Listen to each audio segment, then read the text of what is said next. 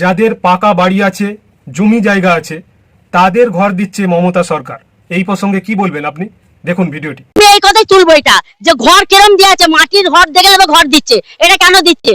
মাটির ঘর দিলে আমরা 10 বিঘা জমি আছে, 20 বিঘা যে দোতলা তিনতলা আছে, তাদেরকেও মাটির মানে ঘর দিচ্ছে। একটা মাটির ঘর দেখলেই ঘর দিয়ে দিচ্ছে। তার তদন্ত করলো না, তার জায়গা জমি আছে কিনা, তার ঘর বাড়ি আছে কিনা, তার স্বামী চাকরি করছে কিনা, তার ছেলে চাকরি করছে কিনা, সেটা দেখছে না। মানুষ জন খেটে খাচ্ছে, তাদের ঘর বাড়ি দিচ্ছে না। ঘর দিয়ে যে বাড়ি করেছি, দেনা করে বন্ধনে লোন নিয়ে, এই লোন নিয়ে তার নিয়ে বাড়ি করেছি। আমি মমতার টাকা নিয়ে এক করে বাড়ি করেছি, সেটা দেখলো না। আমি ধার দিনা করে বাড়ি করবো, সেটা আমরা দালান বাড়ি থেকে তার বাড়ি দেবে না। কেন দেবে না? হ্যাঁ, তেল আমাদের একটা বাড়িতে দুটো না, যে পার্টিতে ঢুকে যাচ্ছে সে নিজে আখের গুছিয়ে নিচ্ছে, আখের গুছিয়ে নিজের বাড়িতে 10টা করে ঘর করে নিচ্ছে। কাকে ভোট দেবো? যে যে লঙ্কায় আছে সেই রাবণ হয়ে যাচ্ছে।